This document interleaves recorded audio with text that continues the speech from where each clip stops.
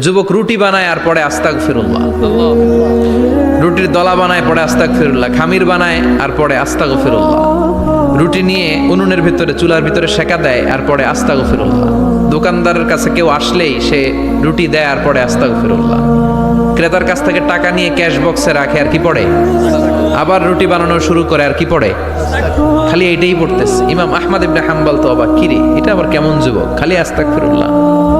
উনি প্রশ্ন করলেন, যুবক ঘটনা কি? আসার পর থেকেই তোমার দেখতেছি তুমি রুটি বানাও, রুটি বিক্রি করো আর পড়ো আস্তাগফিরুল্লাহ, মালাকা ইয়া শাবাব।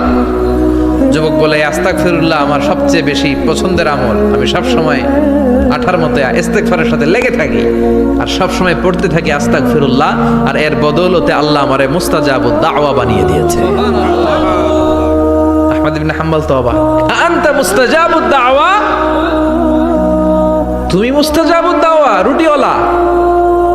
আমি এত বছর হাদিস পড়াই, আমিও তো মুস্তাজাবুদ দাওয়া না, আর তুমি রুটি বেচো বাজারে, তুমি মুস্তাজাবুদ দাওয়া, তুমি দোয়া করলেই সব কবুল হয়ে যায়। যুবক বলে, না আনা মুস্তাজাবুদ দাওয়া, সব দোয়া কবুল করে নিয়েছে আল্লাহ, একটা দোয়া ছাড়া। কয়টা? আহমদ ইবনে হাম্বলের কৌতূহল, কিউরিসিটি আরো বেড়ে গেল, কি সব দোয়া কবুল হয়েছে একটা দোয়া ছাড়া? মাযালিকা দোয়া ইয়া শাব, কি সেই দোয়া?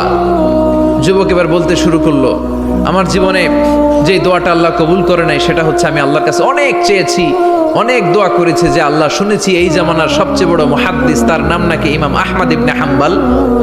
আল্লাহ তোমার কাছে আমার চাওয়া, আমি যেন এই ইমাম আহমদ ইবনে হাম্বলরে দেখে মরতে পারি, আমি যেন ইমাম আহমদ ইবনে হাম্বলের হাতে হাত রেখে মুসাফা করতে পারি আর তার কপালে একটা চুমু এঁকে দিতে পারি।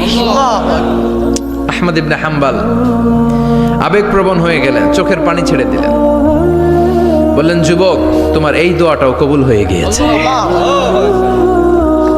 আহমদ ইবনে হাম্বলের দেখা আর সাক্ষাৎ পাওয়ার জন্য আহমদ ইবনে হাম্বলের বাড়িতে তোমার যাওয়ার দরকার নাই, আহমদ ইবনে হাম্বল তোমার দরবারে ছুটে এসেছে। আনা আহমদ ইবনে হাম্বল মুহাদ্দিসুদ দাহর, আমি নিজেই আহমদ ইবনে হাম্বল। যুবক চোখের পানি ছেড়ে দেয়, আহমদ ইবনে হাম্বল চোখের পানি ছেড়ে দেয়।